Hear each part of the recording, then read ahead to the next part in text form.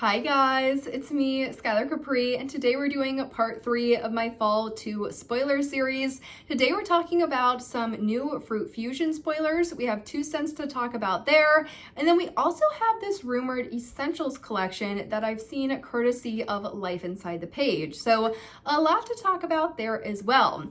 But that said, if you guys are returning to my channel, welcome back, and if you're new here, welcome. We do all things body care on my channel, so if that sounds like something interesting to you, make sure to hit that subscribe button. And without further ado, let's dive right on into the video.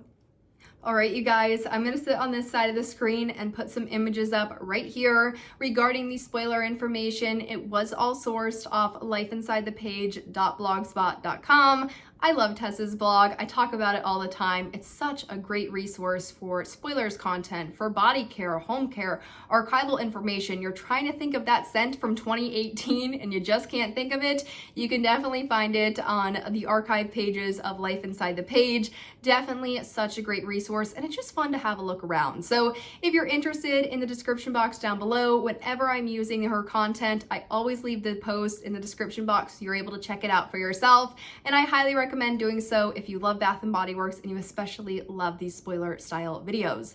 But that said, I just want to be very clear, these are all still very early rumors and spoilers. Nothing is confirmed until either Bath & Body Works sends out something in marketing about it, or we see it pop up on the shelves of the store, online, or on the app. This is very much just to give you guys some awareness as to what could be coming. That way you're able to budget, plan, inventory, everything like that accordingly.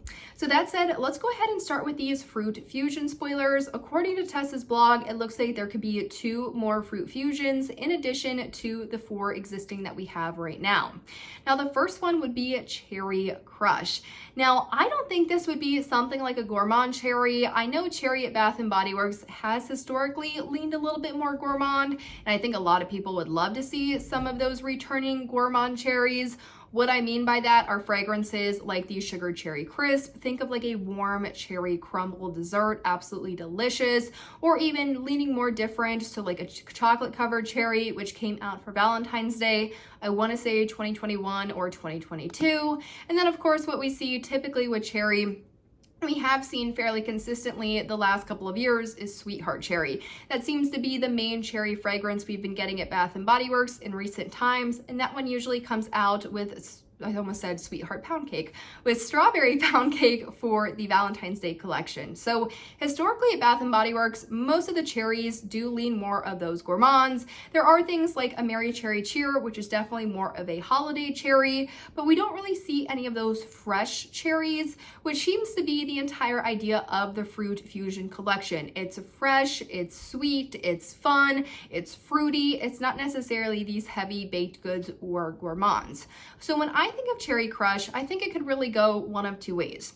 The first way I think it could go would be this bright, juicy cherry. Kind of like the cherry note you kind of get in like something like a firecracker pop, the kind of bright, zingy cherry. So I think it could be something like that if they wanted to lean more into the brightness side. I also think it could be a really rich, dark cherry. Sort of something like a Black Cherry Merlot, just minus the Merlot.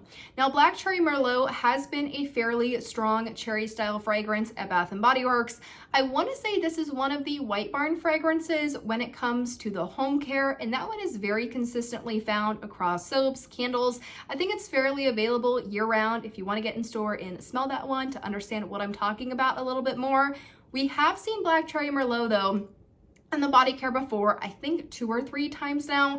A lot of people are very interested in that scent story, really want to see that one coming back. So if this new Cherry Crush did have more of that fresh, dark cherry note, I feel like that would satisfy a lot of that Black Cherry Merlot desire, and it would be sort of this new fragrance, so that might cause you to buy that instead. And then also if Black Cherry Merlot were to come out in subsequent years, then you bought both of them. So I think Cherry Crush could really go one of 2 ways, either the super bright cherry or more of this dark, deeper, like juicy red cherry. Considering the seasonality, considering this wasn't a part of the original launch, which was definitely more in the summer, and this is going to be more into the fall, I think they're going to go the darker route, but very curious to see about this one. I thought the entire idea of the Fruit Fusion collection was really good, and it seems to be doing really well in my store, so excited to see what Cherry Crush has in store for us.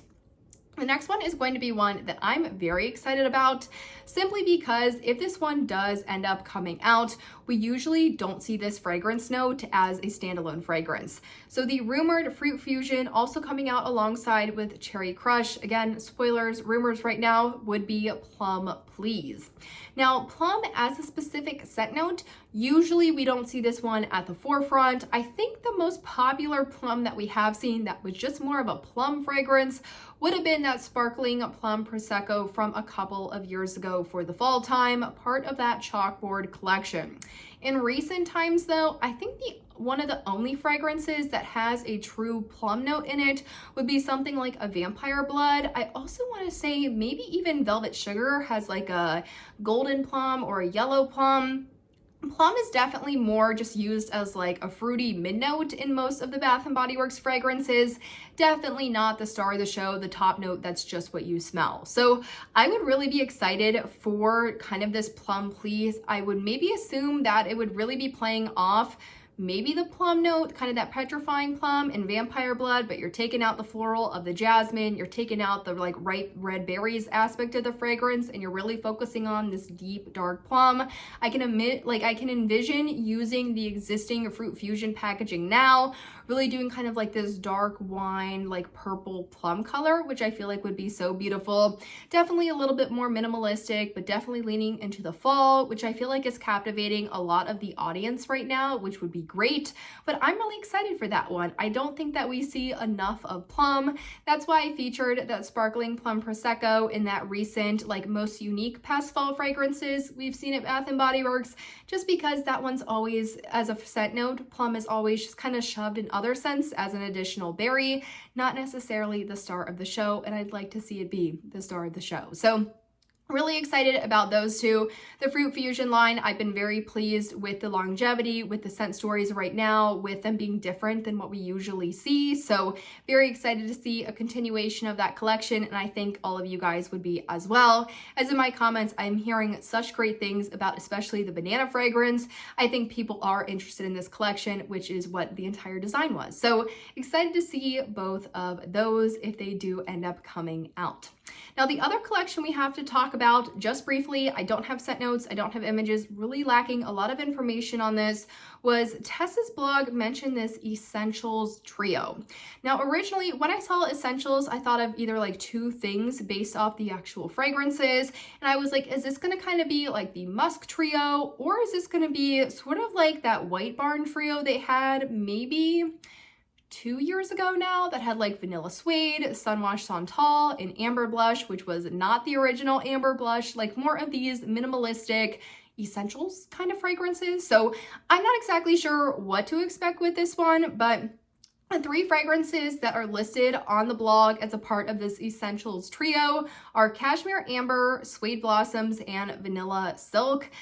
I don't know, like I feel like this is something we've definitely seen multiple times at Bath & Body Works. That's why I instantly thought of that White Barn neutrals, because you had the neutrals, now you have the essentials. Right off the bat, none of these fragrances are really jumping out at me like, oh my gosh, like that is so exciting, that is so different.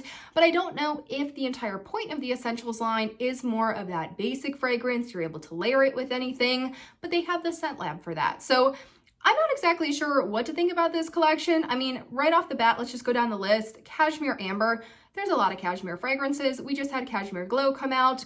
Ivory Cashmere is rumored as an online exclusive. And then for Amber, not too long ago, we had Chocolate Amber, we had Sensual Amber. I mean, like that to me isn't very exciting. The next one we have is Suede Blossoms.